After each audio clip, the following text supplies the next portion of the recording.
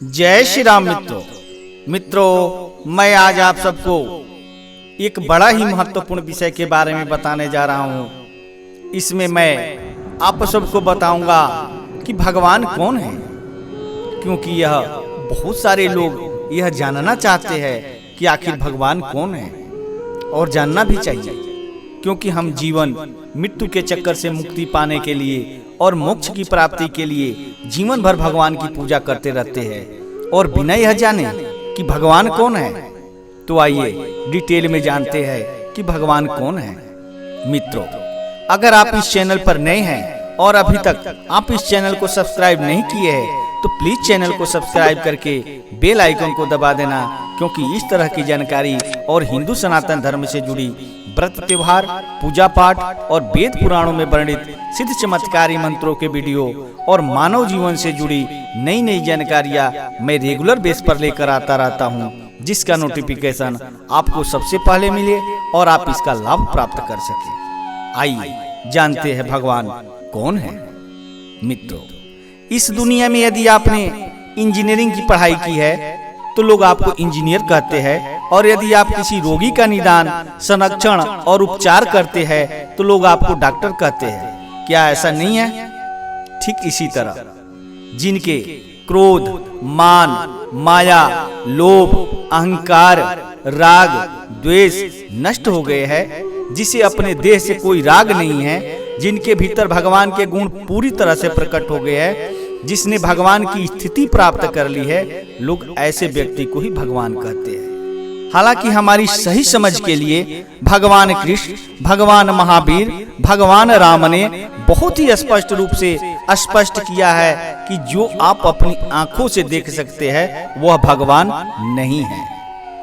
जिसको आप भगवान के रूप में संदर्भित करते हैं वह नश्वर है। भगवान यह शरीर बिल्कुल नहीं है।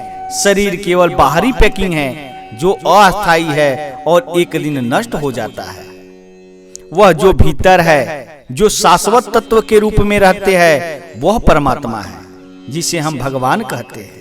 आत्मा प्रत्येक जीव मात्र में एक शाश्वत तत्व है। शुद्ध आत्मा वही भगवान है। भगवान महावीर, भगवान राम, भगवान कृष्ण और ज्ञानी पुरुष के भीतर का भगवान जागृत है। उनके नश्वर देह में उन्होंने अविनाशी भगवान को देखा, जाना और अनुभव किया, इसलिए उन्हें ज्ञानी पुरुष कहा जाता है। उन्होंने महसूस किया कि मैं शुद्ध आत्मा हूँ और बाकी सब कुछ सापेक्ष है, कोई चीज के आधारित है और यह काल्पनिक है। उन्होंने यह जानकर स्वयं को सभी कष्टों और पीड़ाओं से मुक्त कर लिया कि सभी कष्ट शरीर से संबंधित है, न कि स्वयं से। इस आत्मज्ञान की प्राप्ति के बाद उन्होंने नए कर्मों को बांधना बंद कर दिया और धीरे धीरे अपने अगले जन्म के कर्मों को पूरा कर रहे हैं। सभी जन्म और मृत्यु के चक्कर से मुक्त होने के लिए और मोक्ष प्राप्ति के लिए हमारा पूरा जीवन हम भगवान की पूजा करते हैं, लेकिन बिना यह जाने कि भगवान कौन है। भगवान की पूजा करने के लिए हमें पहले भगवान को जानना चाहिए। भगवान को जानने के लिए हमें सबसे पहले यह पहचानना चाहिए कि वास्तविक भगवान कौन है। वे आत्मज्ञानी, जिन्हें हम बहुत प्यार, विश्वास और श्रद्धा के साथ पूजते हैं, हमेशा एक बात पर जोर देते हैं, खुद को जानिए, यानी आत्मा को जाने, भगवान को जानो, अपने कर्मों को समाप्त करके अपने आप को सभी दर्द और पीड़ाओं से मुक्त करके और मोक्ष के प्राप्त करो। वे खुद आत्मज्ञान के रास्ते पर चले और लोगों को रास्ता दिखाया, लेकिन तब से लोग उस रास्ते से मुड़ गए और उन्होंने भगवान के नाम पर अलग अलग धर्म और समूह बनाए हैं। केवल जब हमने भगवान को पहचाना है तब हमें पता चलता है कि भगवान राम केवल मेरे भीतर में ही है। मेरी शुद्ध आत्मा ही असली भगवान राम है। मेरी शुद्ध आत्मा ही भगवान महावीर है, भगवान कृष्ण है, या किसी अन्य भगवान की जिसको आप पूजा पाठ करते हैं, जिसकी रूप का स्मरण करते हैं, वो वास्तविक रूप है जिसे आप प्रतिदिन पूजते हैं। लेकिन हम भगवान को कैसे पहचानते हैं?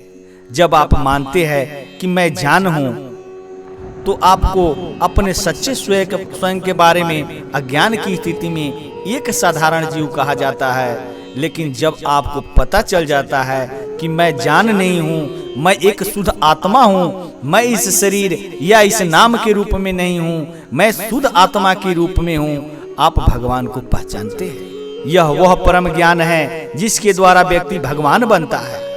इस दुनिया में केवल एक आत्मज्ञानी ही हमें यह एहसास दिला सकता है कि भगवान कौन है। जैसे कि हम जानते हैं, भगवान कृष्ण ने अर्जुन को भगवान का एहसास कराया। हालांकि ऐसा आत्मज्ञानी से मिलना और उससे यह वास्तविक ज्ञान प्राप्त करने के लिए उसकी कृपा प्राप्त करना आसान नहीं है। ऐसा करने के लिए जबरदस्त पुण्य कर्म की आवश्यकता होती है, तभी एक वर्तमान आत्मज्ञानी से मिलने की परिस्थितियां एक साथ आती है। इसलिए हालांकि एक आत्मज्ञानी से मिलना बिल्कुल आवश्यक है और लाभदायक है, फिर भी यह हमारे जीवन में सबसे कठिन घटनाओं में से एक है। ऐसा करने के लिए हम जिस भगवान की उपासना करते हैं उनके एक भक्त के रूप में मानते हुए हमें निश्चित रूप से और लगातार अपनी पूरा इच्छा व्यक्त करनी चाहिए कि हम ज्ञानी से मिलना चाहते हैं जो आत्मज्ञान प्राप्त व्यक्ति है और उनसे आत्म साक्षात्कार प्राप्त करें। एक बार ऐसा होने पर हम ठीक से समझ जाएंगे कि भगवान कौन है। इसके बाद एक ज्ञानी भक्त के रूप में जैसा कि हम ज्ञानी के निर्देशों के बाद दिखाए गए मार्ग पर चलना शुरू करते हैं, हम वास्तविक रूप में भगवान की पूजा करना सीखते हैं और एक दिन स्वयं परमेश्वर बन जाएंगे। मित्रों, यह जानकारी आपको कैसी लगी? अगर आपको यह जानकारी अच्छी लगी हो तो प्लीज चैनल को सब्सक्राइब करके एक लाइक कर देना और हाँ, बेल आइकन को जरूर दबा देना, क्योंकि मैं इसका अगला भाग में बताऊंगा कि क्या भगवान है, अगर है तो वह भगवान कहाँ है, क्या भगवान का अस्तित्व है, क्या कोई भगवान है, इस बड़े ब्रह्मांड में भगवान कहाँ रहते हैं। इन सारे सवालों का जवाब मैं अगले वीडियो में डिटेल में बताऊंगा। आपने उसे देखना और उसका लाभ प्राप्त करना। तब तक के लिए इतना ही। धन्यवाद।